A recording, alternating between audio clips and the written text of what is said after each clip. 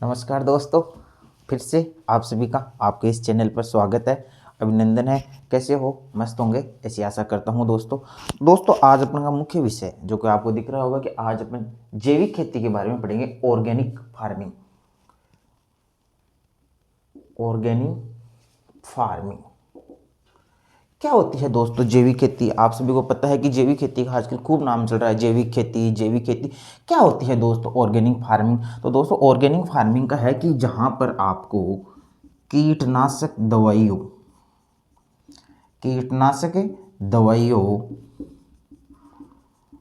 रासायनिक उर्वरक, इनका आपको प्रयोग नहीं करना है। जहाँ पर कीटनाशक दवाई, रासायनिक उर्वरक, इनका प्रयोग नहीं करना है तो फिर क्या करना है सर? इनके स्थान पर आपको बायो फर्टिलाइजर्स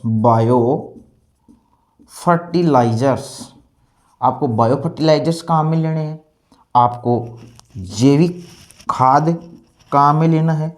आपको प्राकृतिक खाद काम में लेना है। क्या होती है जैविक खेती? जहाँ पर रासायनिक उर्वरक या रासायनिक खाद, कीटनाशक दवाइयों का प्रयोग नहीं करना है। वहाँ पर आपको बायो फर्टिलाइजर्स, जैविक खाद या प्राकृतिक खाद का प्रयोग करना है। उसे ही अपन जैविक खेती कहते हैं। प्राकृतिक खाद मतलब कौन सी होगी? जैसे कि आपको गोबर काम में लेना है। आपको देखा होगा, आपने पेड़ पौधों में छाछ वगैरह भी डालते होंगे, नींबू के पेड़ में। तो उनमें क्या करना है अपने को? नेचुरल जो ये है खाद, जो प्राकृतिक खाद, वो काम में लेना है। आपको जैविक खाद जो कि आपको केंचुए से बनता है, और बायो फर्टिलाइजर जिसे विशेषज्ञों के द्वारा तैयार किया जाता है। तो उस प्रकार अपन उसको जैविक खेती कहते हैं। तो दोस्तों आप अपने नोट्स तैयार करें और लिखना चालू करें जैविक खेती के बारे में।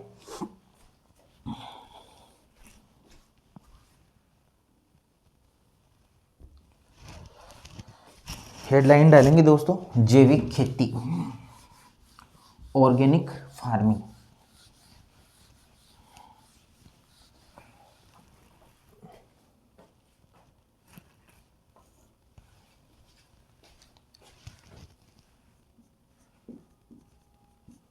जैविक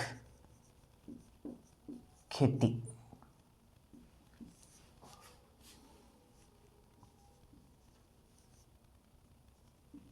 ऑर्गेनिक फार्मिंग, ये वर्ड भी दोस्तों आपको इंग्लिश में भी ज़्यादा मिलता है आजकल। ऑर्गेनिक फार्मिंग, जैविक खेती के बारे में दोस्तों आज अपन पढ़ने जा रहे हैं। लिखेंगे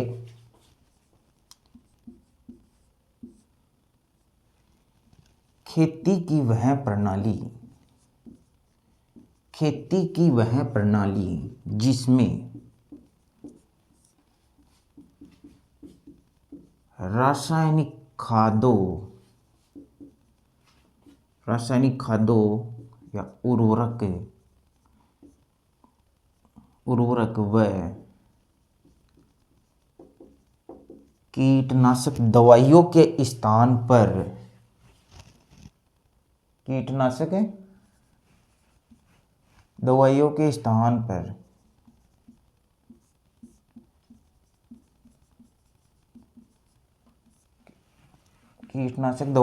स्थान पर जैविक खाद, इंग्लिश में क्या बोलेंगे? बायो फर्टिलाइजर्स,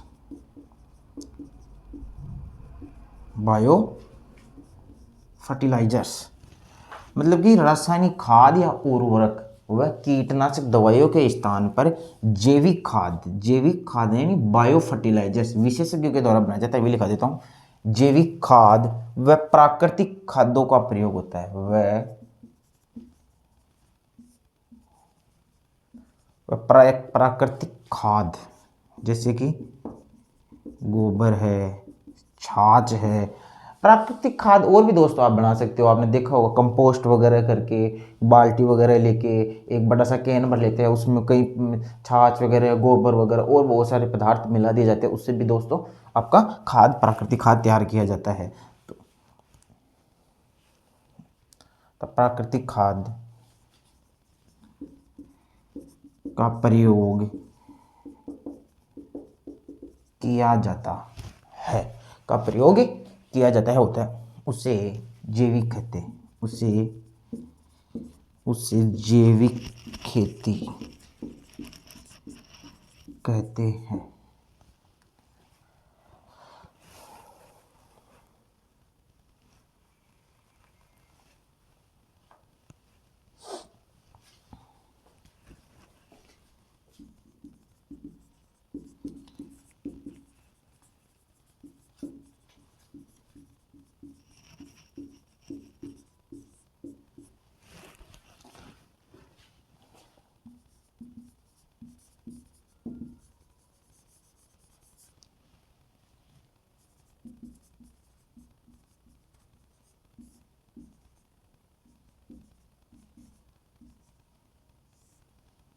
स्वास्थ्य मैत्री व अधिक पर्यावरण मैत्री, मतलब ये जो दोस्तों ये खेती है वो अधिक पर्यावरण मैत्री होती है, मतलब इको फ्रेंडली होती है, ये पर्यावरण के साथ इसका अच्छा संतुलन बना रहता है दोस्तों। और स्वास्थ्य मैत्री यानी दोस्तों अपन रासायनिक खाद आदि का प्रयोग करते हैं तो अपने कैंसर वगैरह आदि बीमारियों होने का भी डर रहता है, लेकिन अपन जैविक खेती करते हैं और जैविक खाद का इनका प्रयोग करते हैं तो ये अपने स्वास्थ्य के लिए भी सही रहती है। तो ये स्वास्थ्य मैत्री भी होती है, हेल्थी फ्रेंडली है ना, इंग्लिश में लिख सकते हैं आप हेल्थी फ्रेंडली।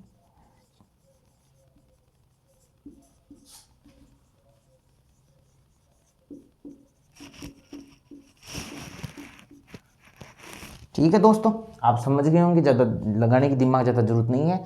रासायनिक खाद कीटनाशक दवाई के स्थान पर क्या प्रयोग लेंगे आप बताएंगे दोस्तों। आप प्राकृतिक खाद काम में लेंगे, आप बायो फर्टिलाइजर्स काम लेंगे, आप जैविक खाद को काम लेंगे। तो ये दोस्तों इसको अपन जैविक खेती दोस्तों पर्यावरण मैत्री होती है, मृदा की उपजाऊ क्षमता भी बढ़ाती है, स्वास्थ्य मैत्री हेल्थ फ्रेंडली भी होती है, पर्यावरण में संतुलन भी बनाए रखती है, जल प्रदूषण भी नहीं होने देती है, पर्यावरण प्रदूषण भी नहीं होने देती है, जल प्रदूषण नहीं होने देती, भूमि प्रदूषण जो मृदा प्रदूषण नहीं होने देते, लोगों का स्वास्थ्य ठीक रखती है। आजकल जैविक खेती का दोस्तों बहुत ज़्यादा प्रचलन चल रहा है, जैसे कि लोग खाने के लिए गेहूँ होते हैं वो भी जैविक खेती से कर रहे हैं। रासायनिक खादों से आपको पता है कई बीमारियाँ वगैरह आती है जो मैंने आपको बता दिया है। तो दोस्तों आप इसको उतारेंगे, आप इसको ऐसे भी लिख सकते हो जैसे कि अपन लिखते हैं जैविक खेती में आप लिखेंगे रासायनिक खाद नो, कीटनाशक दवाई नो, जैविक खाद कहाँ में लेंगे आप कहेंगे सर बिल्कुल लेंगे। क्या प्राकृतिक खाद कहाँ में लेंगे आप कहेंगे सर बिल्कुल लेंगे। ठीक है दोस्तों, अब नेक्स्ट पॉइंट आप लिखेंगे इसमें बायो फर्टिलाइजर्स का लिख लो, विशेषज्ञों के द्वारा विकसित किया जाता है, इसको लिख लो नोट लगा के बायो फर्टिलाइजर्स क्या होते हैं, जैविक खाद क्या होता है, लिखो विशेषज्ञों द्वारा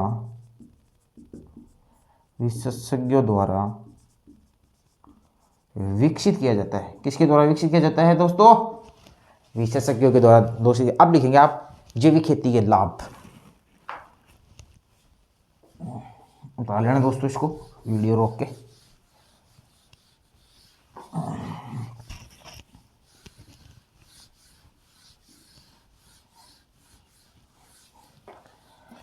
लगाएंगे दोस्तों हेडलाइन लगाएंगे जैविक खेती या ऑर्गेनिक खेती के लाभ।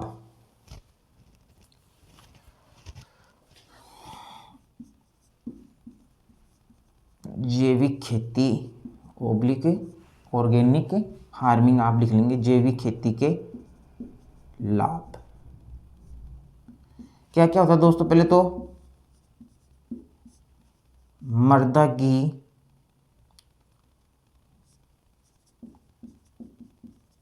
उपजाऊ क्षमता को क्या करता है, बढ़ाता है।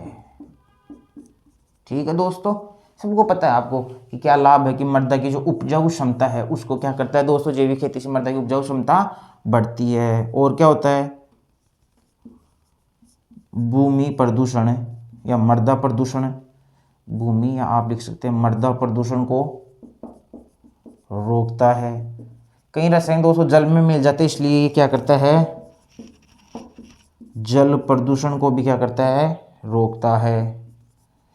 और क्या लाभ है दोस्तों जैविक खेती के, बताएंगे, देखें। स्वास्थ्य मैत्री व पर्यावरण मैत्री है ये, ठीक है। इको फ्रेंडली और हेल्थ फ्रेंडली है दोस्तों ना, अपना स्वास्थ्य पर किसी प्रकार का कोई नकारात्मक प्रभाव नहीं पड़ता। इसका मतलब सारा आ गया इसमें। स्वास्थ्य मैत्री और पर्यावरण में दोस्तों क्या रखती है, संतुलन रखती है, ठीक है दोस्तों।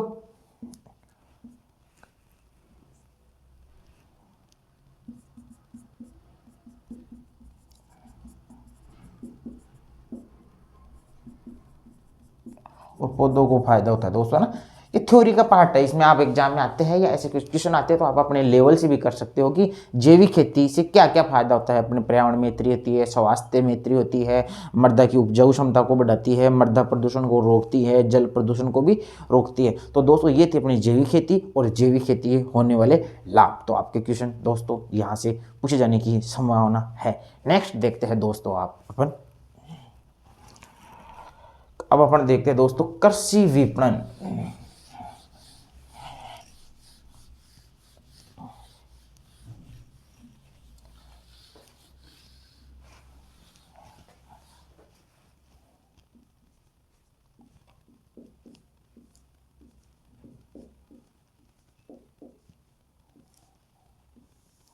कृषि विपणन क्या होता है दोस्तों, कृषि विपणन और कृषि विपणन के क्या क्या सुधारने के क्या क्या प्रयास किए गए हैं वो देखते हैं दोस्तों।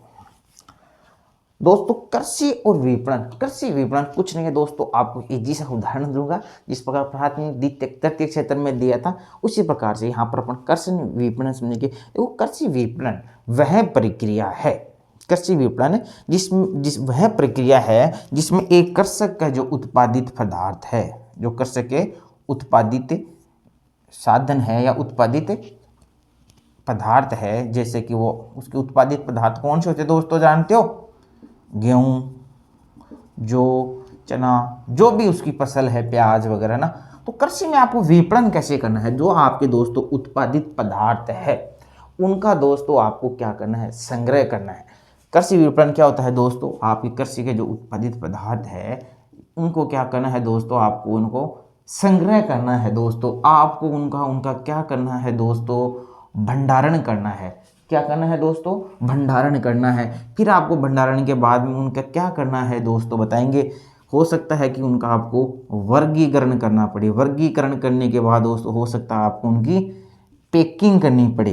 पैकिंग के बाद में दोस्तों आपको उनके वितरण के लिए आपको किसकी आवश्यकता हो, परिवहन की आवश्यकता हो। इन सभी बातों को कृषि विपणन कहते हैं।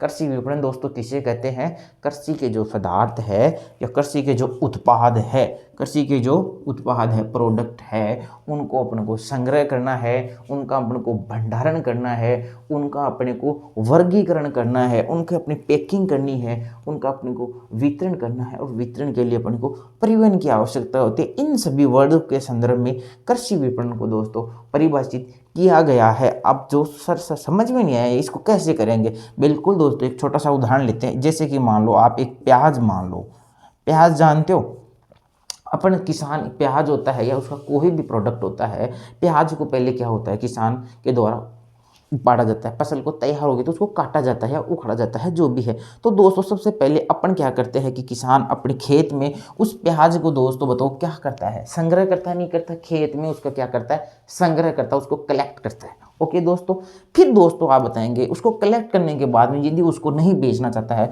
तो थोड़े दिन के लिए उसके क्या पास भंडारण की सुविधा होनी चाहिए। उसको वो क्या करेगा दोस्तों, स्टोर करेगा। आप जानते होंगे भंडारण करेगा, उसको स्टोर करेगा। हो सकता है कि आंधी बरसात आदि से उसका नुकसान नहीं हो, इसलिए उसको वो एक सुरक्षित जगह पर स्टोर करेगा। और मान लो कि अब उसको बेचना है या नहीं भी बेचना है तो दोस्तों वर्गीकरण किया जाता है। आप जानते होंगे कि जो पतले प्याज होते हैं उनको अलग कर दिया जाता है, मोटे प्याज होते हैं उनको अलग किया जाता है। अच्छी किस्म प्राप्त करने के लिए दोस्तों मोटे मोटे जो प्याज है, मोटा और भी कोई प्रोडक्ट हो सकता है, उसकी क्वालिटी बीज के अनुसार उसको क्या किया जाता है, उनका वर्गीकरण किया जाता है दोस्तों। फिर मान लो कि उसको बेचने के लिए उनको क्या करना पड़ता है, पैकिंग करनी पड़ती है। आप सभी जानते होंगे दोस्तों, जो भी प्रोडक्ट होता है उनकी अपन को पैकिंग तो करनी होती है। जैसा कि आप जानते होंगे, उनको एक कट्टे में डाल दिया जाता है या एक बोरी में डाल दिया जाता है, तो उनकी ये क्या होती है दोस्तों, पैकिंग होती है। और पैकिंग के बाद में दोस्तों उनका अपन परिवहन के माध्यम से, ट्रांसपोर्ट के माध्यम से उनका अपन क्या करते हैं दोस्तों, वितरण करते हैं। तो आशा करता हूँ एक छोटा सा उदाहरण दिया था और प्याज का, और मेरे को लगता है कि आपको सारा ये क्लियर हो चुका होगा। तो आप समझ गए होंगे कि कृषि विपणन क्या होता है। तो दोस्तों आप नोट करेंगे कृषि विपणन। कृषि विपणन को परिभाषा के रूप में दोस्तों आप नोट करेंगे,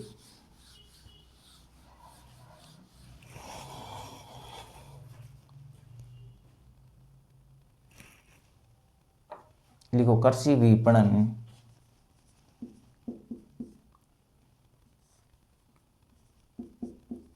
कृषि विपणन वह प्रक्रिया है जिसमें देश भर के उत्पादित कृषि विपणन वह प्रक्रिया है जिसमें देश भर के उत्पादित समस्त जिसमें देश भर के उत्पादित समस्त कृषि पदार्थों का उत्पादित कृषि पदार्थों का संग्रह, कलेक्ट लिख सकते हैं आप, नहीं समझ में आए तो संग्रह, भंडारण, स्टोर, प्रसंस्करण, प्रसंस्करण, सर ये क्या होता है प्रसंस्करण, बहुत बार आता है ये वर्ड प्रसंस्करण, यानी आप लिख सकते हैं प्रोसेसिंग। प्रसंस्करण खाद्य पदार्थों का दोस्तों आप संग्रह करोगे, इनका स्टोर करोगे, उनकी प्रोसेसिंग करोगे, उनका प्रसंस्करण करोगे, परिवहन,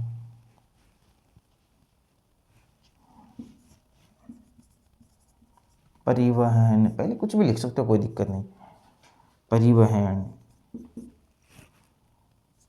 पैकिंग, परिवहन, पैकिंग,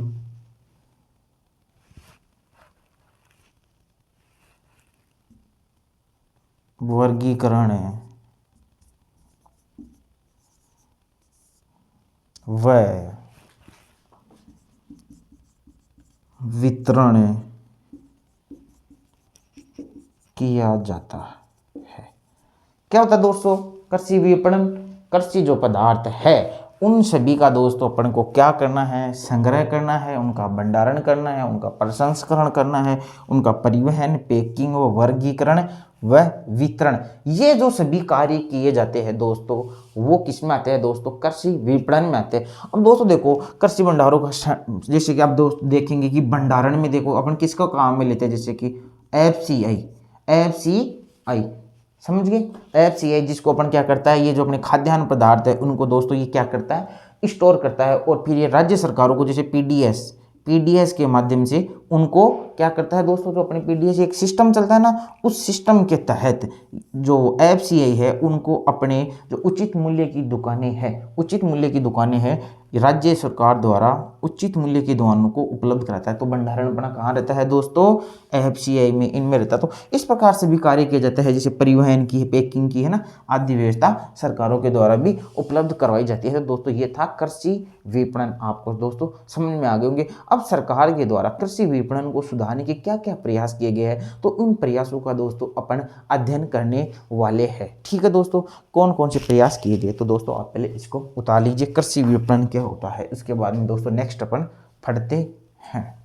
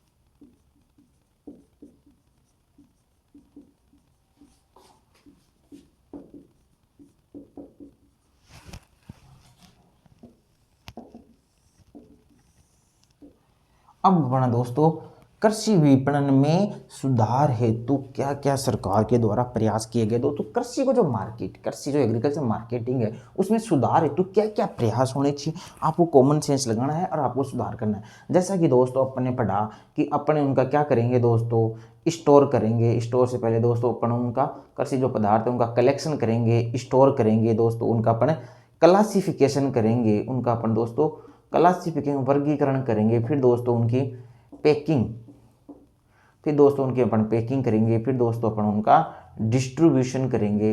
और फिर दोस्तों अपन उनमें किसको काम में लेंगे, ट्रांसपोर्ट जैसी सुविधाओं को दोस्तों अपन काम में लेंगे। तो दोस्तों कृषि विपणन ये सुधार के लिए क्या करना चाहिए। तो दोस्तों एक तो दोस्तों सरकार के द्वारा ये क्या प्रयास किए जाने चाहिए। तो दोस्तों सबसे पहले तो है अपना कि एक तो जैसे कि अपन स्टोर कर रहे हैं तो अपने के लिए स्टोर के लिए जो आधारभूत सुविधाएं है उनका विकास करना जरूरी है। आधारभूत सुविधाएं का विकास करना जरूरी है। आधारभूत सुविधा इसमें कौन सी होगी, जैसे दोस्तों कि जो किसान है अपना माल जैसे कृषि पदार्थ उसको मंडी में ले जाना है तो क्या उस गांव में क्या होनी चाहिए दोस्तों, सड़क की व्यवस्था अति आवश्यक है। यदि सड़क नहीं होगी तो वो अपना जो माल है पदार्थ है वो अपन को नहीं ले पाएगा।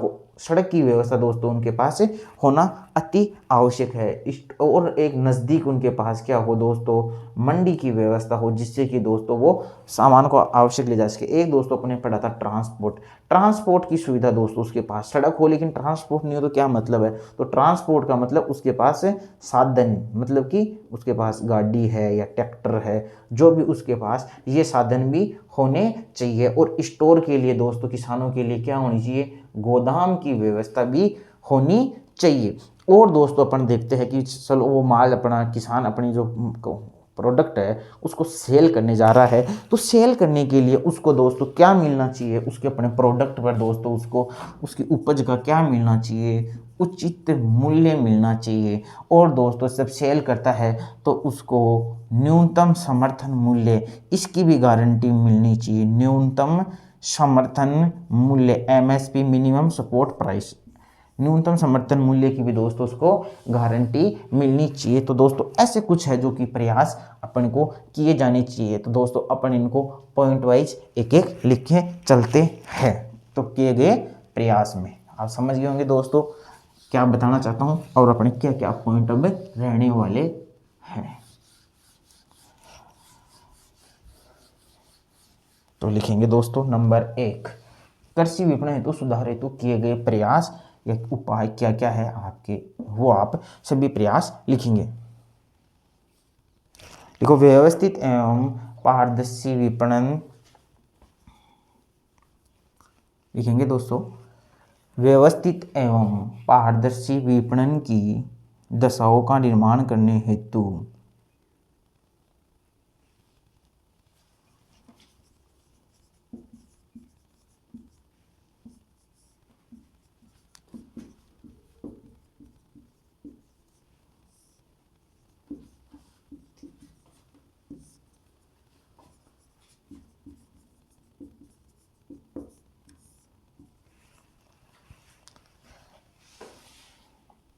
सुविधाओं या दशाओं लिख लो, दशाओं व्यवस्थित एवं पारदर्शी विपणन सुविधाओं या दशाओं का निर्माण करने के लिए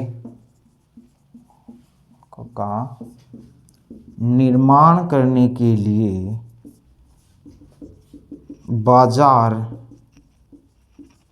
नियमन करना या बाजार नियमन करना या बाजार नियमन प्रणाली, बाजार का नियमन करना, बाजार का जरूर लिख ली इसमें, बाजार का नियमन करना, बाजार का नियमन करना।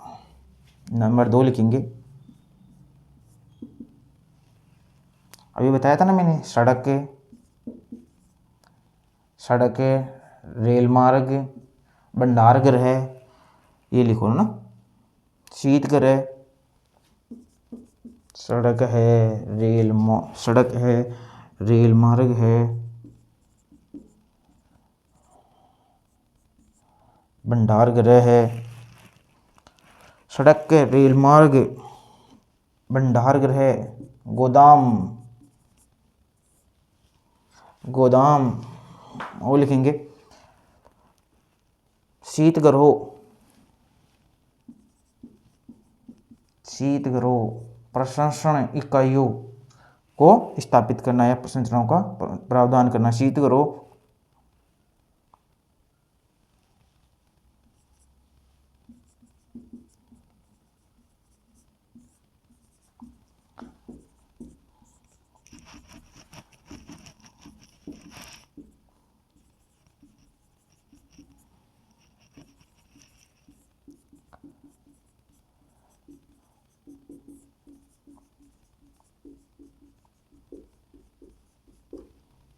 ठीक है दोस्तों, समझ में आ गया। कृषि विपणन के लिए अपन को क्या क्या प्रयास करनी चाहिए? तो देखो, एक व्यवस्थित, एक सिस्टमेटिक, व्यवस्थित और पारदर्शी, जिसमें किसी प्रकार का भ्रष्टाचार नहीं हो, विपणन सुविधाओं और दशाओं का निर्माण करने के लिए पहली बात तो आपको बाजार का नियमन करना होगा।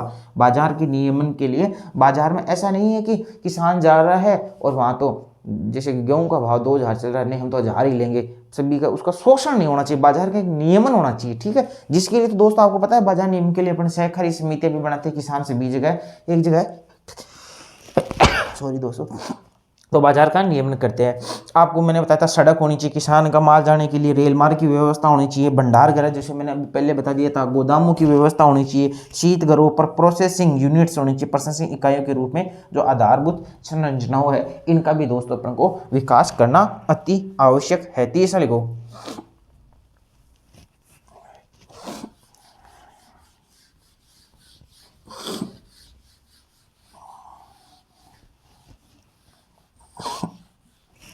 किसानों को अपनी उपज का उचित मूल्य दिलाना।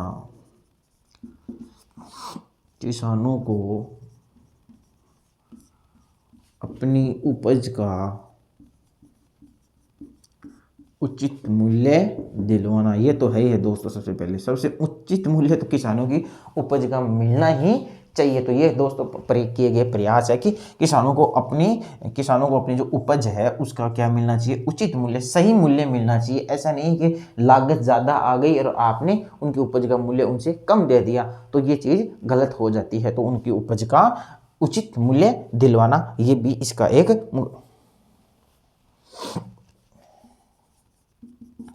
मैंने एमएसपी बताया था, तो आप लिखेंगे कृषि उत्पादों को न्यूनतम समर्थन मूल्य। कृषि उत्पादों को न्यूनतम समर्थन मूल्य एमएसपी सुनिश्चित करना या दिलवाना। सुनिश्चित करना, एमएसपी दोस्तों क्या करना, सुनिश्चित करना कि फसल बो रहे तो उससे पहले आप एमएसपी निर्धारण कर दी जाए कि आप निश्चित रहे आपको अपनी उपज का आपको एमएसपी मिलेगा, आपको न्यूनतम समर्थन मिलेगा। इससे कम आप नहीं बेच पाओगे। यदि आपकी लागत सपोज करो कि 5000 है, तो आपको घबराने की जरूरत नहीं है। आपकी जो भी उपज है इसका आपको 15,000 रुपये मिलेगा। आप कतई घबराने की आवश्यकता नहीं है। तो किसान आराम से इस जो भी खेती है, इस खेती को वो आराम से उत्पादित करेगा, निर्भर होकर आराम से करेगा कि मेरे को इस प्रोडक्ट का इतना पैसा तो आराम से मिल ही जाएगा। यदि बाजार में इस चीज़ को नहीं खरीदा जाता है तो मेरे को इसका न्यूनतम मूल्य तो इतना मिल ही जाएगा। तो उसका क्या होता है, न्यूनतम समर्थन मूल्य सुनिश्चित करना। न्यूनतम समर्थन मूल्य मतलब उसका एक तरह से बीमा ही हो गया, एक तरह से बीमा हो गया, वो आश्वस्त हो गया कि मेरे को इतना पैसा मिल जाएगा। या एक तरह की ये क्या हो गई दोस्तों, आपकी गारंटी हो गई। बिल्कुल दोस्तों, नए नए वर्ड्स आए हैं इसमें, एमएसपी नया वर्ड है, पीडीएस नया वर्ड है, तो इनके बारे में भी अपन दोस्तों अध्ययन करेंगे। तो अपने पास और नेक्स्ट अपन पॉइंट लेते हैं। एफसीआई दोस्तों आपको पता ही है, गेहूं और चावल के भंडार की रख रखाव करता है। एफसीआई द्वारा गेहूं और चावल का सुरक्षित रख रखाव, मतलब कि एफसीआई द्वारा किसानों के जो चावल ले रहे हैं या जो चावल ले रहे हैं और गेहूं ले रहे हैं, तो उनका भी क्या होना चाहिए, सुरक्षित रख रखाव होना चाहिए। उनके गोदामों में भी उचित व्यवस्था होनी चाहिए। तो उनका सुरक्षित, एफसीआई द्वारा गेहूं और चावल का सुरक्षित रख रखाव होना चाहिए, है ना। और लिखेंगे दोस्तों आप पीडीएस के माध्यम से खाद्यान्नों व चीनी का वितरण होना चाहिए। आप जानते हो पब्लिक डिस्ट्रीब्यूशन खाद्यान्नों का तो वितरण होता ही आप जानते हो। गेहूं का होता है ना पीडीएस से उचित मूल्य की दुकान पर आपको गेहूं भी मिलता है, चावल भी मिलते हैं और वहाँ पर क्या मिलती है, चीनी भी मिलती है। कई राज्यों में दालों की व्यवस्था भी, मसालों की व्यवस्था भी की गई है ना। तो ये अपने जो उनमें अपने जो बुक्स अपने देखते हैं साइट पर, तो उनमें किस किस की व्यवस्था की है, खाद्यान्नों की व्यवस्था की गई है, जिसमें गेहूँ है, चावल है, ये मेन है, गेहूँ है, चावल है, चीनी है और केरोसिन तेल है। ये दोस्तों है, बाकी राज्य अपने अपने हिसाब से इसको उपलब्ध करवाते हैं पीडीएस पब्लिक डिस्ट्रीब्यूशन सिस्टम से माध्यम से। तो पीडीएस के माध्यम से खाद्यान्न और चीनी का वितरण आपको करना है। तो ये दोस्तों ये हुए आपके जो कृषि विपणन से मुख्य जो प्रयास किए गए हैं। तो आप मेरे साथ वापिस एक बार रिवाइजन करेंगे क्या क्या होता है दोस्तों कृषि विपणन में। मस्त रहेंगे, हंसते रहेंगे, मुस्कुराते रहेंगे और कृषि विपणन के सुधार हेतु किए गए प्रयास को पढ़ते रहेंगे। तो दोस्तों क्या क्या है कृषि विपणन में, कुछ नहीं दोस्तों। पहली बात तो आपको स्टोर की बात आ जाए या भंडारण की बात आ जाए तो कुछ नहीं करना है भंडारण में। तो भंडारण का काम कौन करता है दोस्तों, food corporation of India FCI, जिसकी स्थापना दोस्तों अपन पढ़ेंगे जनवरी 1965 में हुई थी। तो फूड कॉरपोरेशन ऑफ काम क्या करता है, जो अपनी खाद्यान्न पदार्थ है गेहूं और चावल को क्या करेगा दोस्तों, सुरक्षित उनका भंडार करेगा।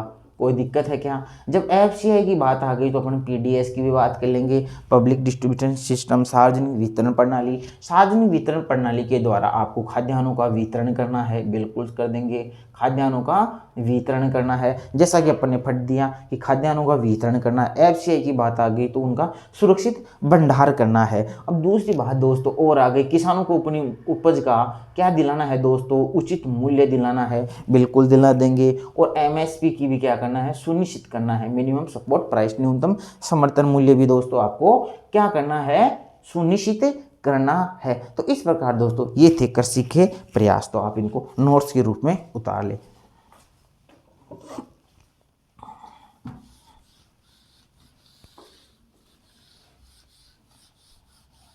अब अपन दोस्तों एक दो पॉइंट और लिखेंगे।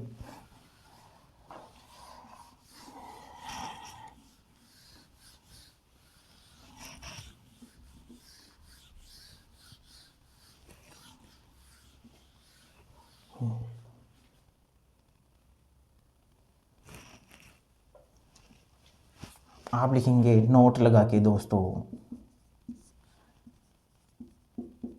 कृषि विपणन से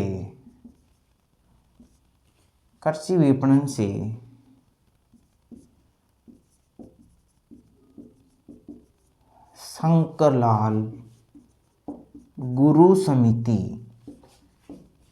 संबंधित है। ये लो दोस्तों, कृषि विपणन से आपकी कौन सी समिति संबंधित है दोस्तों, शंकरलाल गुरु समिति कृषि विपणन से दोस्तों आपकी संबंधित है।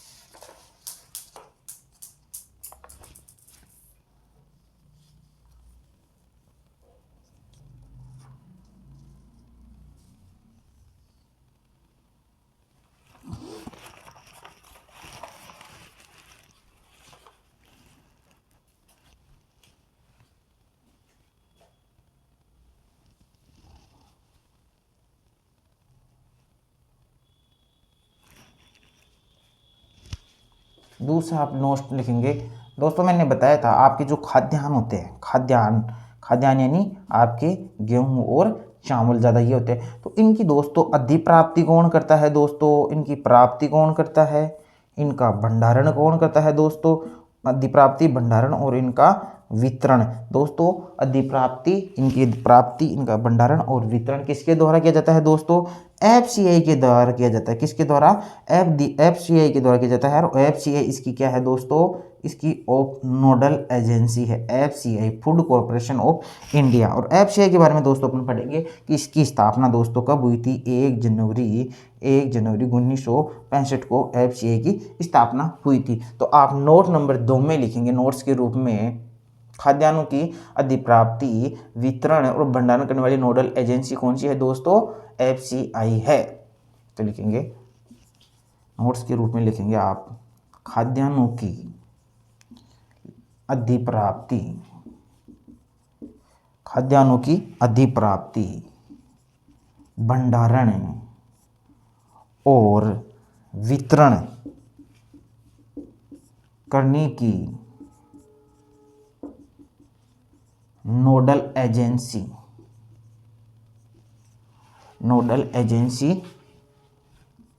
एफसीआई है। कौन सी है दोस्तों? अभी फुल फॉर्म की देखेंगे। एफसीआई है, जो पीडीएस के माध्यम से कार्य करती है। ये लो दोस्तों, आपका खाद्यान्नों का अधिप्राप्ति करनी है दोस्तों, आपको उनको भंडारण करना है और उनको वितरण करने की जो नोडल एजेंसी है वो कौन सी है दोस्तों? आपकी एफसीआई है।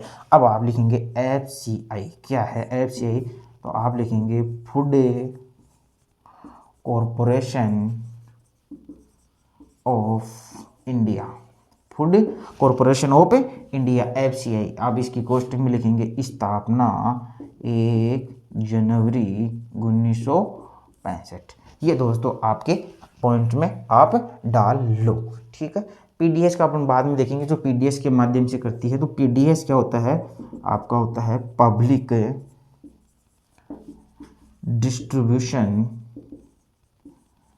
सिस्टम, सार्वजनिक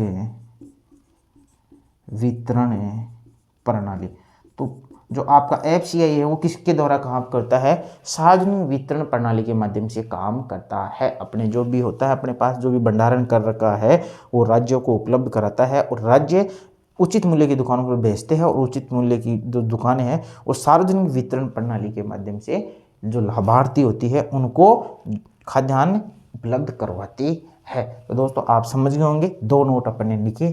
कृषि विपणन से संबंधित शंकरलाल गुरु समिति है और खाद्यान्नों की अधिप्राप्ति, भंडारण और वितरण करने की जो नोडल एजेंसी है वो एफसीआई है, फूड कॉरपोरेशन ऑफ इंडिया है, ठीक है। नेक्स्ट दोस्तों अपन आगे बढ़ते हैं।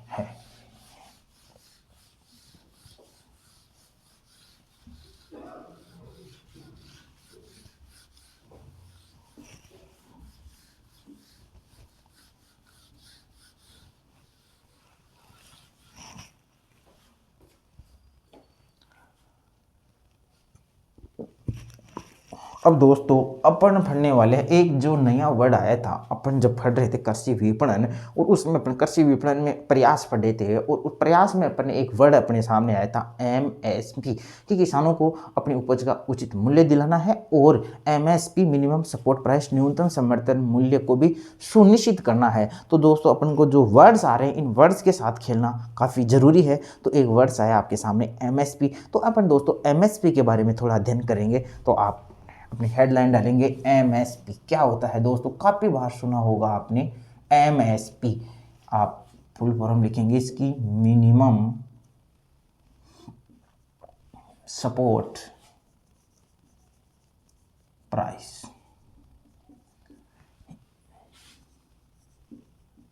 न्यूनतम समर्थन मूल्य। न्यूनतम समर्थन मूल्य के बारे में दोस्तों अब अपन अध्ययन करने वाले हैं। आप इसको उतार लो।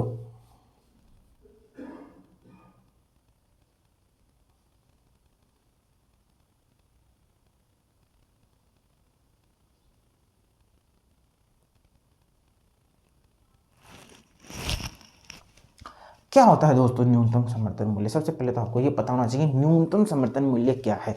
न्यूनतम समर्थन मूल्य सरकार के द्वारा घोषित किया गया एक मूल्य है जिसमें किसानों को ये गारंटी दी जाती है, ये बीमा मान लो एक गारंटी दी जाती है कि आपकी जो पदार्थ है उनका जो मूल्य है, जो आपके पदार्थ है, आपके उत्पाद है, उनको इससे कम आपकी रेट नहीं होगी, इस रेट पर तो हम आराम से आपको खरीद लेंगे। तो न्यूनतम समर्थन मूल्य दोस्तों समझ में आ गया होगा। किसानों को अपनी उपज का एक न्यूनतम मूल्य, भाई इससे कम तो आपको नहीं बिकेगा, तो वो होता है दोस्तों न्यूनतम समर्थन मूल्य, एमएसपी। दोस्तों एमएसपी आपने खूब बार सुना होगा, तो न्यूनतम समर्थन मूल्य आप दोस्तों समझ गए होंगे। और न्यूनतम समर्थन मूल्य में दोस्तों अपन और भी देखें कि न्यूनतम समर्थन मूल्य की घोषणा कौन करता है। तो न्यूनतम समर्थन की घोषणा दोस्तों किसके द्वारा की जाती है? दोस्तों सरकार के द्वारा न्यूनतम समर्थन मूल्य की घोषणा की जाती है। दोस्तों किसके आधार पर ये न्यूनतम समर्थन मूल्य की घोषणा करता है? कौन इसको रिकमेंडेशन करता है?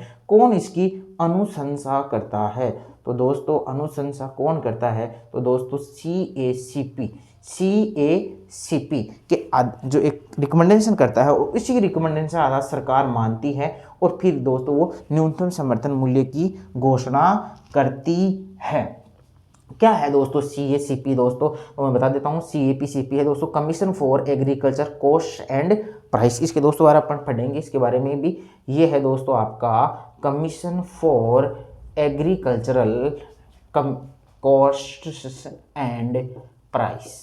कमीशन फॉर एग्रीकल्चर कॉस्ट कृषि लागत मूल्य आयोग है, जिसकी स्थापना दोस्तों 1985 में आपकी हुई थी। कब हुई थी दोस्तों? 1985 में हुई थी। उससे पहले दोस्तों ये एससीपी के रूप में काम करता था, एपीसी के रूप में, कृषि मूल्य आयोग के रूप में ये दोस्तों काम करता था, जिसकी स्थापना दोस्तों आपकी 1965 के दौरान हुई थी। तो दोस्तों ये हो गया, इसकी रिकमेंडेशन पर सरकार न्यूनतम समर्थन मूल्य की घोषणा करती है। कैबिनेट कमेटी बिठाती है आर्थिक मामलों की, इकोनॉमिक अफेयर्स के मामले में, और दोस्तों न्यूनतम समर्थन मूल्य की घोषणा की जाती है। जैसे कि दोस्तों आपने सुना भी होगा कि गेहूं की जो 2024-25 में 2024 में गेहूं का समर्थन मूल्य कितना है, चावल या धान का सामान्य जो उसकी एमएसपी दोस्तों कितनी रखी गई है आदि दोस्तों 2024-25 में 2025 ये अपन इसके बारे में अध्ययन करने वाले हैं। और इसके दोस्तों अपन पढ़ ही लिया एफसीआई, इसके द्वारा ये भी दोस्तों इसका अपन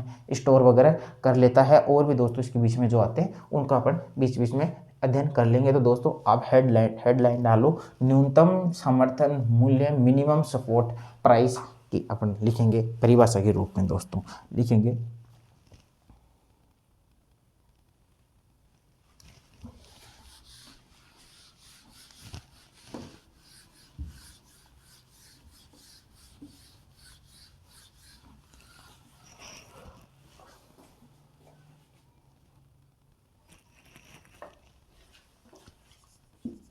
यह वह न्यूनतम मूल्य है जो किसानों को अपनी उपज, यह वह न्यूनतम मूल्य है जो किसानों को अपनी फसल, लिखेंगे उपज या अपनी फसल के लिए आवश्यक रूप से प्राप्त होगा। अपनी उपज या अपनी फसल लिखे तो अच्छा रहेगा। अपनी फसल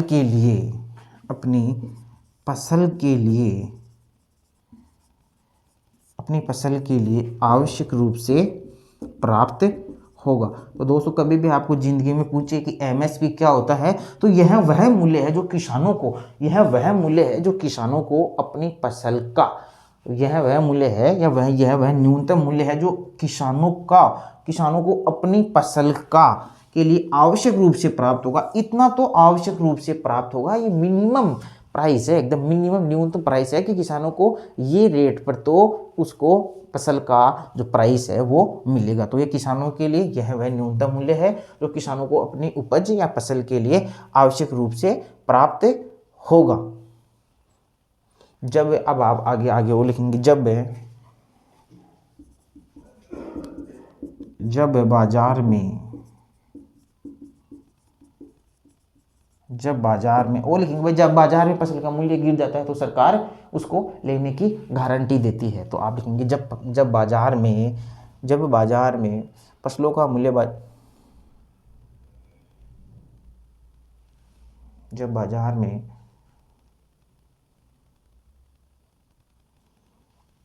फसलों का, लिखेंगे जब बाजार में फसलों का मूल्य की जगह आप लिखेंगे जब बाजार में फसलों का बाजार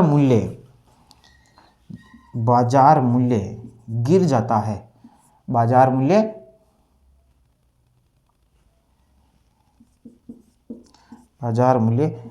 गिर जाता है या गिर रहा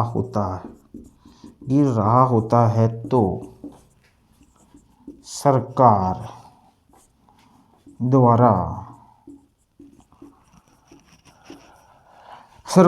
किसानों की फसल खरीद कर उनके हितों की सुरक्षा की जाती है। तो सरकार द्वारा आप लिखेंगे सरकार द्वारा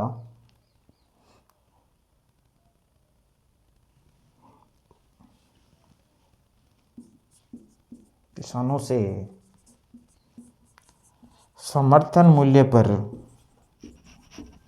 खरीद कर उनके हितों की रक्षा की जाती है। बिल्कुल की जाती है दोस्तों, कोई दोहरा है क्या इसमें? भाई जब बाजार में मूल्य गिर रहा है, आपका बाजार मूल्य, आपकी जो उपज है उसका जो बाजार मूल्य गिर रहा है, तो किसान क्या है, वो जो सरकार क्या करती है, एमएसपी की रेट पर उसको खरीद, किसानों के हितों की क्या करती है दोस्तों, रक्षा करती है या रक्षा की जाती है। जो मैंने पहले बताया था, आप लिखेंगे यह है एक प्रकार की गारंटी ओब्लिक बीमा। यह एक प्रकार की क्या है दोस्तों, एमएसपी एक प्रकार की गारंटी या क्या है दोस्तों, बीमा है। एमएसपी की घोषणा यहाँ लिखेंगे, एमएसपी की घोषणा सरकार द्वारा फसल बोने से पहले की जाती है। ये दोस्तों था आपका एमएसपी, मिनिमम सपोर्ट प्राइस। क्या होता है दोस्तों न्यूनतम समर्थन? किसानों को अपनी फसल का आवश्यक रूप से न्यूनतम मूल्य प्राप्त होगा। वह न्यूनतम मूल्य है जो किसानों को अपनी उपज का न्यूनतम मूल्य आवश्यक रूप से प्राप्त होगा।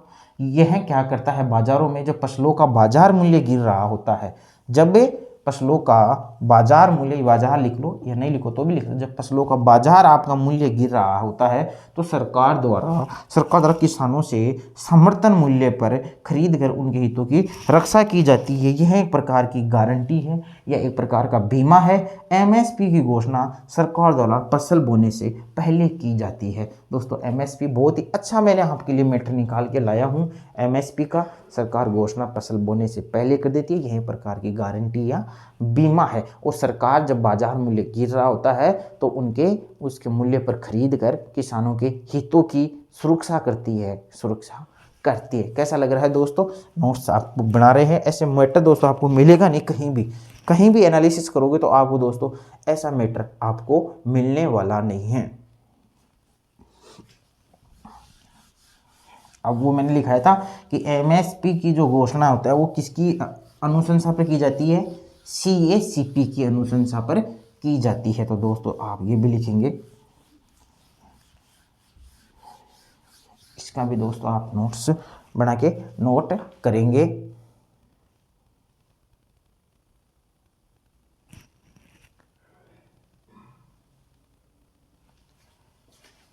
आप लिखेंगे एमएसपी की घोषणा सरकार द्वारा सीएसीपी की अभिशंसा या रिकमेंडेशन बोल सकते हो दोस्तों आप। एमएसपी की घोषणा सरकार के द्वारा सीएसीपी की अभिशंसा पर की जाती है। किसकी अभिशंसा पर की जाती है दोस्तों? सीएसीपी की अभिशंसा पर एमएसपी की घोषणा सरकार द्वारा सीएसीपी की अभिशंसा पर की जाती है। समझिए। अब आगे वो लिखेंगे सीएसीपी के बारे में दोस्तों अपन नोट में पढ़ेंगे। अब आप दोस्तों सीएसीपी जो अपन जो एमएसपी की घोषणा सरकार सीएसीपी की अभिशंसा पे की जाती है, तो दोस्तों सीएसीपी जो अभिशंसा करता है वो किन किन बातों का ध्यान रखना है? वैसे तो खूब सारी बातों का ध्यान रखना है, बहुत सारी लागतों के बारे में ध्यान रखना, लेकिन अपन छोटी छोटी बातों का अध्ययन करने वाले हैं। लिखो सीएसीपी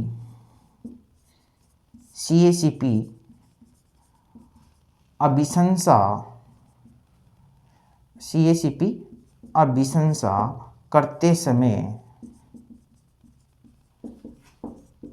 निम्न बातों का ध्यान रखता है, निम्न बातों का ध्यान रखता है। वही सरकार को उसने रिकमेंडेशन तो कर दी, लेकिन वो किन किन बातों का ध्यान रखना पड़ता है?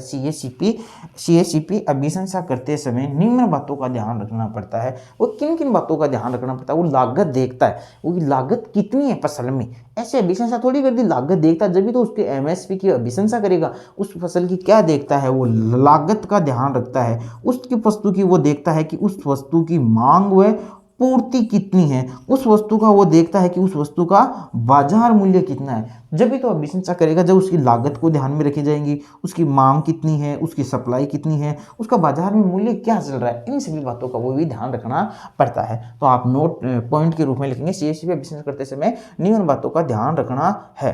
तो लिखेंगे उत्पादन लागत, तो मैंने जो लिखा है उनको अपन पॉइंट में लिख लेंगे। एक तो वो क्या देखता है? उत्पादन की लागत, की उत्पादन जो आपने किया है उसमें आपकी लागत कितनी है, आपकी उसमें कॉस्ट कितनी आई। दूसरा दोस्तों आप लिखेंगे बाजार मूल्य क्या है उसका, तो आप लिखेंगे बाजार मूल्य की प्रवृत्ति क्या है, प्रवृत्ति यानी ट्रेंड्स, उसका ट्रेंड क्या चल रहा है ना, लागत कॉस्ट, ठीक है। बाजार मूल्य की प्रवृत्ति क्या चल रही है, उत्पादन की लागत आपने कितना बोया, कितनी आपने कॉस्ट लगी, बाजार मूल्य की उसकी क्या है। और तीसरा दोस्तों आप लिख लेंगे जो मैंने आपको पहले ही बता दिया है, मांग व पूर्ति की दशा। ये तीनों मैंने बताए थे। वही है कि जो CACP अभिशंसा करेगा तो किन बातों का ध्यान रखेंगे। जाहिर सी बात है कि लागत तो देखेंगे, अपन किसी मूल्य का कर रहे हैं तो उसकी लागत देखेंगे, भाई लागत कितनी आ रही है, उसकी लागत कितनी है, उसका बाजार मूल्य की प्रवृत्ति क्या है, क्या बाजार में उसका मूल्य कम है, कम दे रही है बाजार तो अपन ज़्यादा दे देते हैं ना, तो बाजार मूल्य और मांग व पूर्ति भी देखते हैं, कितनी उसकी मांग है, डिमांड ही नहीं है या डिमांड बहुत ज़्यादा है, ठीक है। डिमांड ही नहीं होगी तो उनका पड़ा रहेगा, सीधी सी बात है। डिमांड नहीं रहेगी तो किसानों का उपज पड़ा रहेगा तो कौन, सरकार आएगी और खरीदेगी, है ना दोस्तों। समझ गए होंगे, कुछ थ्योरी वाला पार्ट चल रहा है अभी, आपको घबराने की आवश्यकता नहीं है। अब अपन कुछ इसमें अब और देख लेते हैं, कुछ अपन जो वर्ड्स आए उसमें उन वर्ड्स का भी दोस्तों अपन को अध्ययन करना काफ़ी जरूरी है। जैसा कि दोस्तों अपन कृषि विपणन पढ़ रहे थे और कृषि विपणन में अपने पास एक वर्ड आया MSP, तो अपन को MSP के बारे में अध्ययन करना बहुत जरूरी था। फिर दोस्तों अपने पास एक PDS आया, उसको अपने अभी पढ़ेंगे, PDS आया। फिर दोस्तों अपन MSP पढ़ रहे तो MSP में कुछ वर्ड्स नए आए, जैसे मेरे पास CACP वर्ड आया, तो अपन को जानना जरूरी है कि दोस्तों ये CACP क्या होता है। तो अब नीचे आप CACP के बारे में, इनकी फुल फॉर्म वगैरह वो दोस्तों अपन अध्ययन करने वाले हैं।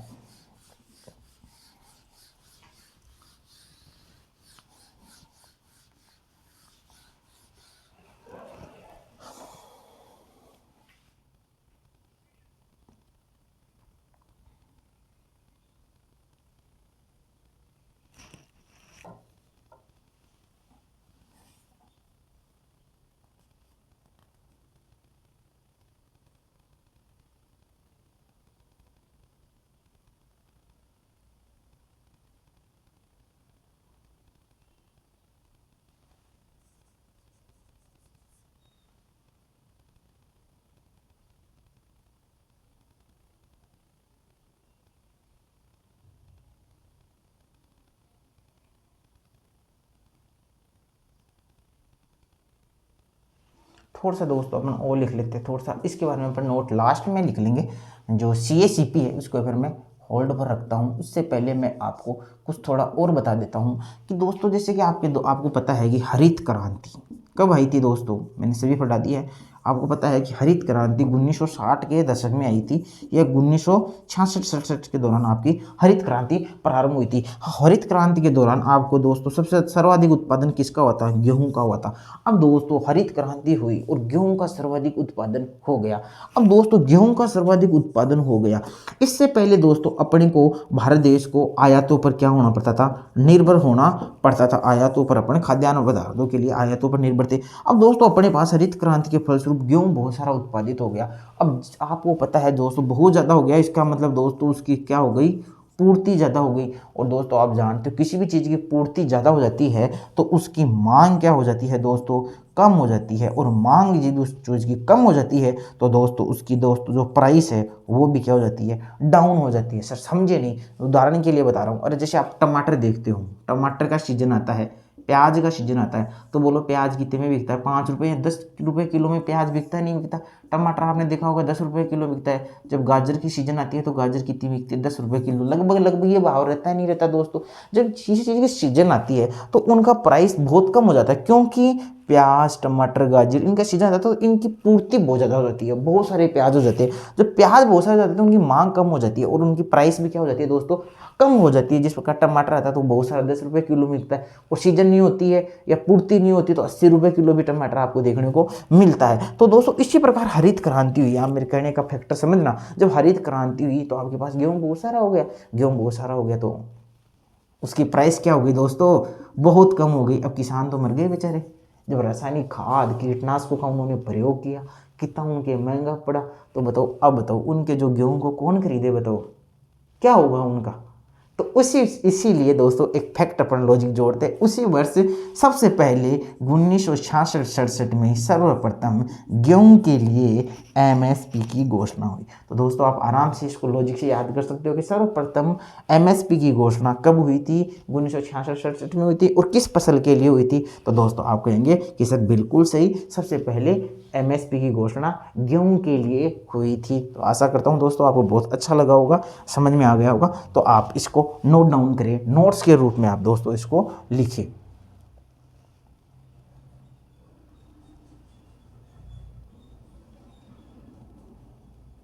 देखो पहली बार एमएसपी की घोषणा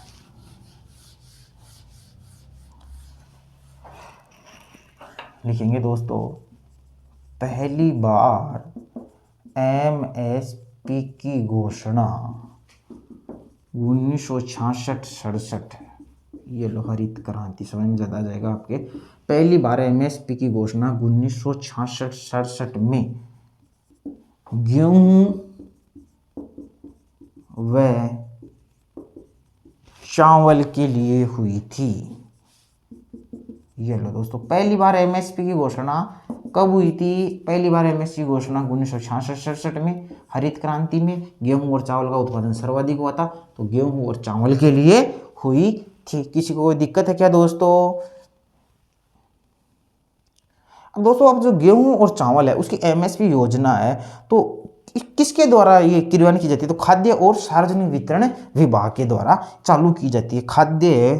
खाद्य एवं सार्वजनिक वितरण विभाग, कौन सा विभाग दोस्तों, सार्वजनिक और वितरण विभाग, सार्वजनिक और खाद्य और सार्वजनिक वितरण विभाग, खाद्य और सार्वजनिक वितरण विभाग के द्वारा जो ये विभाग ना दोस्तों, खाद्य और सार्वजनिक वितरण विभाग, ये क्या करता है दोस्तों, एमएसपी की घोषणा करता है। किसके लिए करता है, गेहूं और चावल के लिए, क्योंकि अपन एमएसपी की बात कर रहे हैं, एमएसपी के बारे में अपन गेहूं और चावल को मेन ले रहे हैं। तो गेहूं और चावल के लिए जो एमएसपी की घोषणा या एमएसपी का जो भी कार्य है वो किसके द्वारा किया जाता है, खाद्य और सार्वजनिक, खाद्य फूड और सार्वजनिक पब्लिक डिस्ट्रीब्यूशन डिपार्टमेंट के द्वारा किया जाता है। तो दोस्तों आप लिखेंगे गेहूं और चावल के लिए गेहूं और, तो आप लिखेंगे गेहूं और चावल के लिए एमएसपी, खाद्य और सार्वजनिक वितरण विभाग द्वारा कार्यान्वित की जाती है। एमएसपी योजना लिखेंगे आप, थोड़ा समझ में आएगा। एमएसपी गेहूं और चावल के लिए एमएसपी योजना खाद्य और सार्वजनिक वितरण विभाग द्वारा कार्यान्वित, एग्जीक्यूट की जाती है। ये लो दोस्तों, समझ में आया नहीं आया, आराम से समझ में आ गया होगा कि गेहूं और चावल के जो एमएसपी योजना वो कौन करता है, खाद्य और सार्वजनिक वितरण विभाग द्वारा इसको क्या की जाती है दोस्तों, कार्यान्वित की जाती है। 2024-25 के लिए दोस्तों आप लिखेंगे नोट के रूप में फिर एक 2024 मैंने अभी बताया था 2024-25 के लिए गेहूं और चावल का समर्थन मूल्य भी बताया था कि सामान्य धान के लिए कितना रखा गया है दोस्तों 2300 रुपये रखा है, और गेहूं के लिए दोस्तों कितना रखा गया है 24-25 रखा गया है। कोई दिक्कत नहीं है। 2024-25 के लिए लिखेंगे आप 2024-25 के लिए 2024-25 के लिए गेहूं का समर्थन मूल्य 24-25 रुपये तथा सामान्य धान का गेहूं का समर्थन मूल्य 24-25 रुपये तथा सामान्य धान का समर्थन मूल्य 2300 रुपये रखा गया है। ये लो दोस्तों, जैसा कैसे करोगे 2024-25 के लिए कितना है 2000, देखो दोस्तों 2024 और 25, तो ये 24 और ये 25, तो क्या ट्रिक हो गई 24-25। तो गेहूं के लिए दोस्तों जो समर्थन मूल्य कितना है दोस्तों 24-25, और सामान्य धान के लिए जो समर्थन मूल्य कितना है दोस्तों 2300 रुपये है। समझ में आ गया होगा, आशा कर रहा हूँ। उठा लो दोस्तों।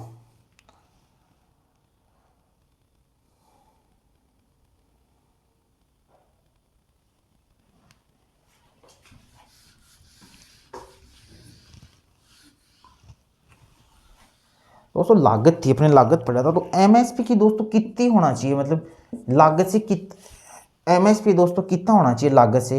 तो सरकार ने दोस्तों एक अभिशंसा की थी कि 50% से ऊपर लागत स्वीकार करनी चाहिए। तो एक बार सरकार ने एक्सेप्ट नहीं की थी, बाद में 2017-18 के समथिंग एमएसपी को दोस्तों की जो किसानों की जो उत्पादन की लागत है उस लागत से 50% अधिक पर अपन उसको क्या खरीदेंगे, उसको खरीद लेंगे, उनकी उपज को उनकी लागत के 50% से खरीद लेंगे। दोस्तों लागत कैसे निकल जाती है इसका काफ़ी एक लंबा रहने वाला है, तो उसको अपन इसका अध्ययन नहीं करेंगे। तो सरकार ने जो 50% अधिक लागत से 50% अधिक पर किसानों की फसल खरीदने के लिए जो वादा था या दावा था उसको स्वीकार कर लिया है। तो आप इसको लिख लेंगे, सरकार ने यह भी स्वीकार किया है, नोट लगा लगा लिखते जाएंगे। सरकार ने यह भी स्वीकार किया है कि एमएसपी लागत से 50% अधिक होगा। कितना होगा दोस्तों, लागत से 50% अधिक होगा। सरकार ने यह भी स्वीकार किया है।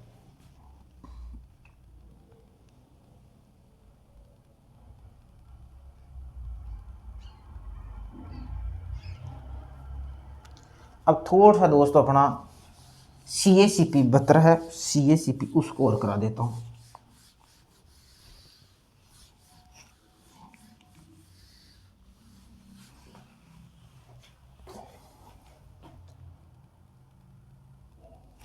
CACP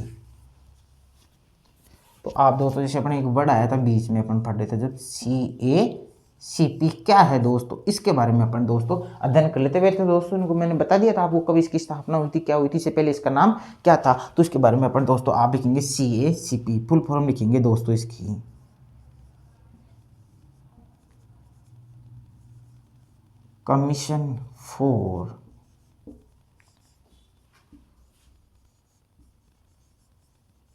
commission for agriculture costs and prices. Commission for cost and prices, commission for agriculture costs and prices. ठीक है दोस्तों, ये इसकी फुल फॉर्म हो गई। अब इसके नीचे आप लिख सकते हो स्थापना कब हुई थी दोस्तों, 1985। अब नीचे लिखेंगे CACP का पूर्ववर्ती नाम APC था, APC था। अब इसकी फुल फॉर्म लिखेंगे एग्रीकल्चरल प्राइस कमीशन। इसकी फुल फॉर्म दोस्तों आप लिखेंगे एग्रीकल्चरल प्राइस कमीशन। CACP का पूर्ववर्ती नाम APC था, एग्रीकल्चरल प्राइस कमीशन। क्या था? Agricultural price commission. कृषि मूल्य आयोग। तो दोस्तों प्रश्न आ जाएगा एग्जाम में, कृषि मूल्य आयोग की स्थापना कब हुई थी, या कृषि मूल्य आयोग का वर्तमान नाम क्या है? तो कृषि मूल्य का वर्तमान नाम क्या है? CACP। और CACP का पूरे प्रतिवर्ती नाम क्या था? कृषि मूल्य आयोग, agriculture price commission, agriculture price commission, जिसकी स्थापना, CACP का नाम पूर्ववर्ती नाम APC था। अब आगे लिखेंगे, आप लिखो चलो, कृषि मूल्य आयोग की स्थापना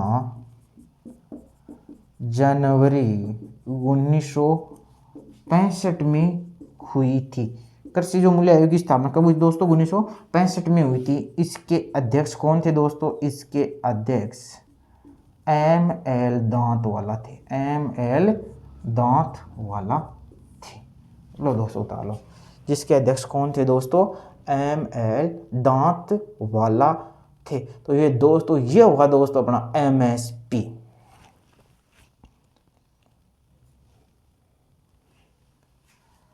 ये होगा दोस्तों अपना MSP। सारे MSP में दोस्तों मैंने कुछ नहीं छोड़ा, सारे आपके फैक्ट्स, नोट्स वगैरह, नोट जो भी थे मैंने सारे आपके लिए लेके आ गया हूँ। तो दोस्तों अब अपन ने क्या पढ़ा? न्यूनतम समर्थन मूल्य। वापस थोड़ा सा बता देता हूँ, न्यूनतम समर्थन मूल्य क्या होता है? किसान की एक ऐसी स्कीम या एक ऐसी योजना जिसमें किसानों को अपने उत्पादों का एक न्यूनतम मूल्य अवश्य मिलता है, एक न्यूनतम मूल्य की उनको गारंटी मिलती है कि आपको अपनी फसल का न्यूनतम मूल्य अवश्य मिलेगा। ठीक है दोस्तों, ये एक न्यूनतम गारंटी अवश्य मिलेगी। तो ये दोस्तों आपका क्या हो गया? मिनिमम सपोर्ट प्राइस, न्यूनतम समर्थन मूल्य। फिर दोस्तों अपन देखते हैं कि वर्ष 2024-25 के लिए गेहूं का समर्थन मूल्य 2425 रुपये है, 2425 रुपये है। और सामान्य धान के लिए, सामान्य धान का जो न्यूनतम समर्थन मूल्य दोस्तों कितना रुपये रखा गया है? 2300 रुपये रखा गया है। किस किस का है दोस्तों? ये हो गया आपका गेहूं, और ये दोस्तों हो गया आपका धान या चावल। फिर आपने देखा कि दोस्तों गेहूं और धान के लिए जो MSP योजना है वो कार्यान्वित कौन करता है, एग्जीक्यूट कौन करता है? तो दोस्तों अपने पढ़ा कि खाद्य और सार्वजनिक वितरण विभाग के द्वारा जो MSP की योजना वो क्या की जाती है? क्रियान्वित की जाती है। किस किस के लिए? केवल गेहूं और चावल के लिए दोस्तों क्रियान्वित की जाती है। फिर दोस्तों अपन ने देखा कि जो न्यूनतम समर्थन मूल्य है इसकी अभिशंसा किसके द्वारा की जाती है? तो दोस्तों अपन ने पढ़ा कि MSP की जो अभिशंसा है वो CACP डिपार्टमेंट के द्वारा की जाती है, commission for agriculture cost and prices, commission for agriculture cost and prices के विभाग के द्वारा इसकी अभिशंसा भारत सरकार को की जाती है। ये दोस्तों इसकी रिकमेंडेशन कौन करता है? CACP। फिर दोस्तों अपन ने देखा कि CACP क्या है? तो दोस्तों अपन ने देखा कि जो CACP है इसका पूर्ववर्ती नाम APC था, एग्रीकल्चर मूल्य आयोग, कृषि मूल्य आयोग था। और कृषि मूल्य आयोग की अपनी स्थापना देखी कि कृषि मूल्य आयोग की स्थापना जनवरी 1965 में हुई, और APC की जगह, कृषि मूल्य आयोग की जगह CACP आया, और जिसकी स्थापना दोस्तों अपन ने देखी 1985 में देखी। अपने ये भी देखा जो कृषि मूल्य आयोग था इसकी जो अध्यक्ष थे वो कौन थे? ML दांतवाला दोस्तों इसके अध्यक्ष थे। ठीक है दोस्तों, अपने ये भी देखा कि MSP की घोषणा सरकार द्वारा फसल बोने से की जाती है। आपने ये भी देखा कि सर्वप्रथम जो MSP की घोषणा कब की गई थी? तो सबसे पहले MSP की घोषणा 1966 के दौरान 2 फसलों पर की गई थी, गेहूं और चावल के लिए MSP की घोषणा दोस्तों की गई थी। तो दोस्तों ये इस प्रकार अपन ने MSP के बारे में पढ़ा। अब दोस्तों नेक्स्ट अपन पॉइंट आगे बढ़ा देखते हैं PDS, पब्लिक डिस्ट्रीब्यूशन सिस्टम के बारे में दोस्तों अपन अध्ययन करने वाले हैं। एक वर्ड आया था अपने PDS, क्या होता है PDS? सार्वजनिक वितरण प्रणाली। क्या है सार्वजनिक वितरण प्रणाली? इसके बारे में दोस्तों अपन अध्ययन करते हैं।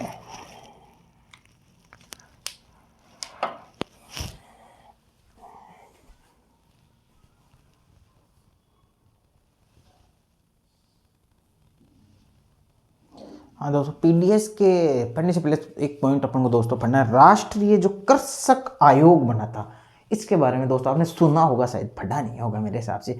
राष्ट्रीय कृषक आयोग भी बना था एक 2007 में, यह राष्ट्रीय कृषक नीति भी बनी थी दोस्तों। तो अपन दोस्तों थोड़ा सा राष्ट्रीय जो कृषक आयोग है उसके बारे में थोड़ा सा अध्ययन कर लेते हैं। तो आप दोस्तों हेडलाइन डालेंगे अपनी किताब में, राष्ट्रीय कृषक आयोग। राष्ट्रीय कृषक आयोग, राष्ट्रीय कृषक आयोग या राष्ट्रीय कृषक नीति 2007, राष्ट्रीय कृषक आयोग ओब्लिक राष्ट्रीय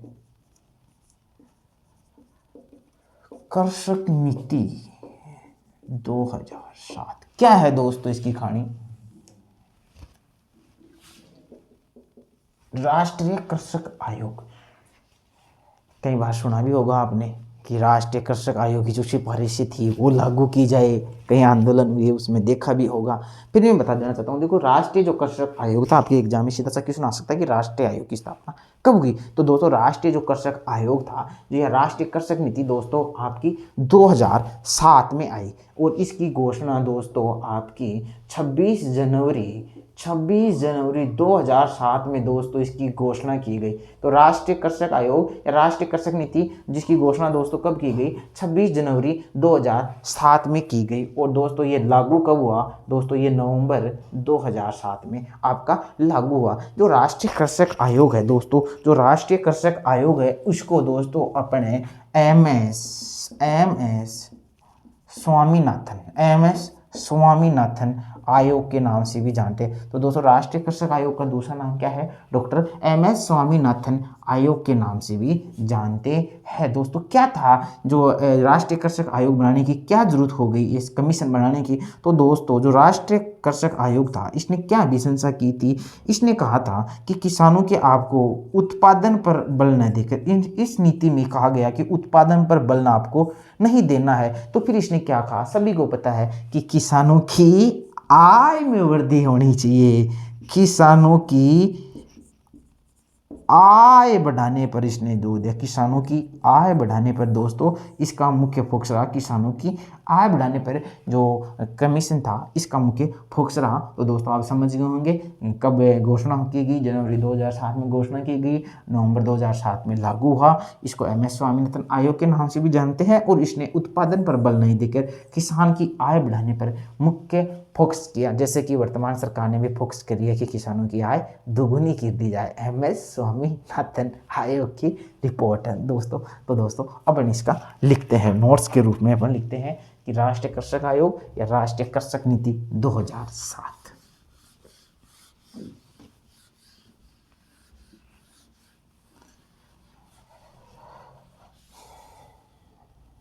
लिखो राष्ट्रीय कृषक आयोग, लिखेंगे राष्ट्रीय कृषक आयोग, जिसे एम.एस. स्वामीनाथन के नाम से भी जाना जाता है। किस नाम से जाना जाता है दोस्तों राष्ट्रीय कृषक आयोग को? जिसे एम.एस. स्वामीनाथन के नाम से भी जाना जाता है। की नियुक्ति एम.एस. स्वामीनाथन, राष्ट्रीय कृषक आयोग जिसे एम.एस. स्वामीनाथन के नाम से जाना जाता है, की नियुक्ति, पूरा नोट से बना लो, की नियुक्ति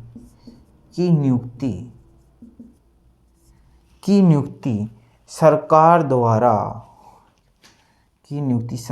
द्वारा 2004 में की गई थी।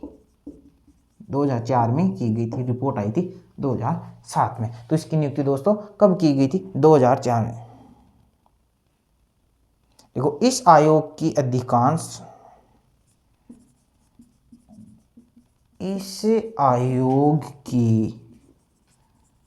अधिकांश संस्तुतियों यानी कि अभिशंसा यानी रिकमेंडेशन,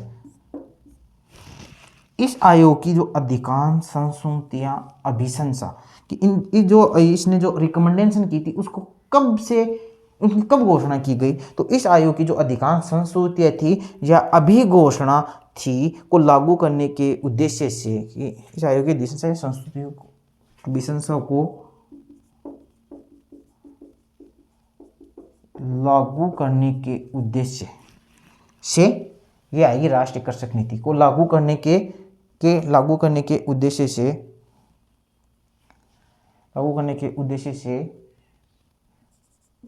26 जनवरी 2007 को राष्ट्रीय कृषक नीति 26 जनवरी 2007 को राष्ट्रीय कृषक नीति की घोषणा की गई। आप क्या समझ गए होंगे दोस्तों। इस आयोग ने जो अभिशंसा की थी, रिकमेंडेशन की थी, इन अभिशंसाओं को लागू करने के लिए एक नीति बनाएगी जिसे राष्ट्रीय कृषक नीति कहते हैं, जिसकी घोषणा 26 जनवरी 2007 को की गई। मैंने दोस्तों आपको नोट्स में अच्छी तरह से लिखा दिया है, जो आगे नोट्स में वो लिख लो, जो कब प्रभावी हुई थी बताओ। जैसे जो 23 नवंबर 2007 से प्रभावी हुई। बताओ जो राष्ट्रीय कृषक नीति 2007 थी वो कब प्रभावी हुई दोस्तों। आप लिखेंगे नवंबर 2007 से प्रभावी हुई दोस्तों, ठीक है। अभी लिखो, इसमें उत्पादन पर बल न देकर, इसमें उत्पादन पर बल न देकर कृषकों की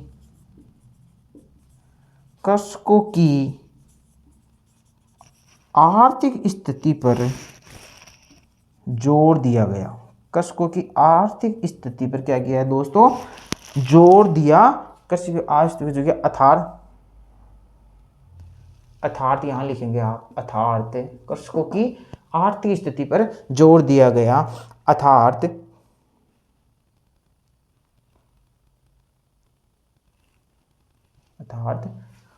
कृषकों की आय में वृद्धि, कृषकों की आय में वृद्धि करने की बात कही गई। ये लो दोस्त, आप समझ जाओ ना, मेन मोटा क्या है, किसानों की आय बढ़ाने का इसका मुख्य पक्ष था। किसानों की आर्थिक स्थिति कैसे मजबूत हो दोस्तों। आर्थिक स्थिति मजबूत कैसे होगी, जब उनकी आय बढ़ जाए, सीधी सी बात है। आर्थिक स्थिति मतलब कि आर्थिक स्थिति कैसे बढ़ेगी, जब उनकी आय में वृद्धि हो। अर्थात कृषकों की आय में वृद्धि करने की बात कहेगी कि कृषकों की आय में वृद्धि की जाए। तो दोस्तों इसकी अभिशंसा किसने की थी दोस्तों, आप कहेंगे सर राष्ट्रीय कृषक आयोग ने इसकी अभिशंसा की थी, जिसका गठन 2004 में किया गया था। और इस आयोग की रिकमेंडेशन अभिशंसा लागू करने के लिए राष्ट्रीय कृषक नीति 2007 बनाएगी, जिसकी घोषणा 26 जनवरी 2007 को कर दी और नवंबर 2007 से यह प्रभावी हो गया। और इसमें उत्पादन पर बल न देकर किसानों की आय बढ़ाई कैसे जाए उसकी बात की गई। तो दोस्तों ये था इस प्रकार राष्ट्रीय किसान आयोग। तो दोस्तों कैसा लगा आपको ये सेशन, कैसे लगे दोस्तों आपको ये नोट्स। आपका सारा मैटर आप बनाते जाएंगे, लिखते जाएंगे दोस्तों, और मस्त होके रैंक के साथ अपने को चयन लेना है दोस्तों। अपन फिर मिलते हैं एक नए वीडियो लेक्चर के साथ। तब तक आप हंसते रहिए, मुस्कुराते रहिए। Okay bye.